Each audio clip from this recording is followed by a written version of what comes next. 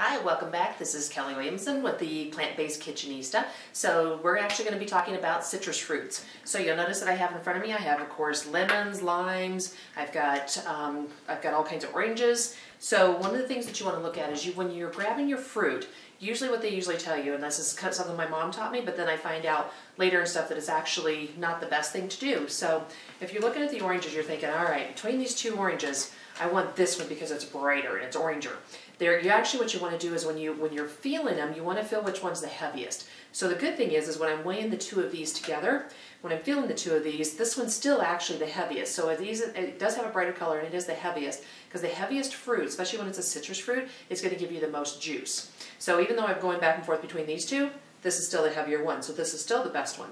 So with this one and this one, you look at two and you want to look at, kind of when you're looking at the end parts of it, it's got the little hole here, you want to kind of look at the rind too, so you can kind of feel it a little bit. This one you can feel is going to have a really thick rind, and so it's probably not one that you're going to want to do because it's probably going to be a lot drier. So if you're looking for the juice, this is one you're not going to want to be able to pick.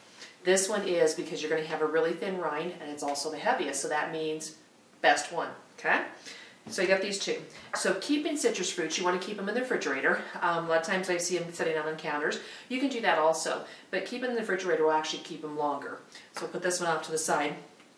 So what you want to do is to keep them, you can put them in your regular vegetable, fruit compartments, all that, but to actually keep them even a little bit longer for 3 to 4 weeks, you take a Ziploc bag, so always have these Ziploc bags on hand, and then what you do is you just take a little bit of water, and you just sprinkle just a little bit of water.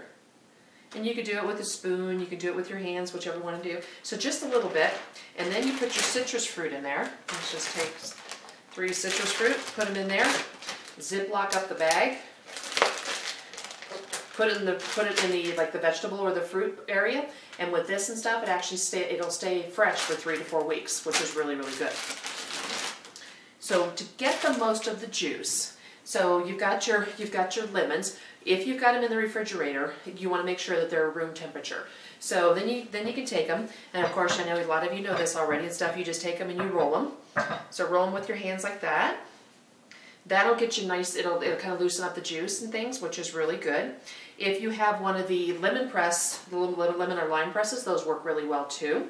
If you don't have one of those, the other way is just chop it in half. You can actually squeeze it over your hand if you like this. So when you're squeezing it, the good thing about it is when you keep it over your hand, if any seeds come out, because sometimes you'll get limes or lemons, or actually not limes, but lemons and stuff with all the seeds in them, the seeds will actually go into your hand, and then you just separate your hand a little bit, and then once that's done, that's all you need to do. And so you've got your lemon juice. The other thing is though, if you look at this, when you've squeezed it, look at all that's still in there. Take your spoon or your fork, kind of just start rolling it around in there. If you don't want the pulp, you can actually drain that out. But if you're putting it into something and you're grinding it up, the pulp is wonderful. And so you just kind of go in there, squeeze it, and then you're going to get all this other juice that you couldn't get out with your hands. Like that. So you've got probably another 1/4 teaspoon of juice and stuff that you've got for that. I do the same thing with limes. Same thing, I just slice them in half and then I'll use a spoon, or unless I have the actual press and stuff with that.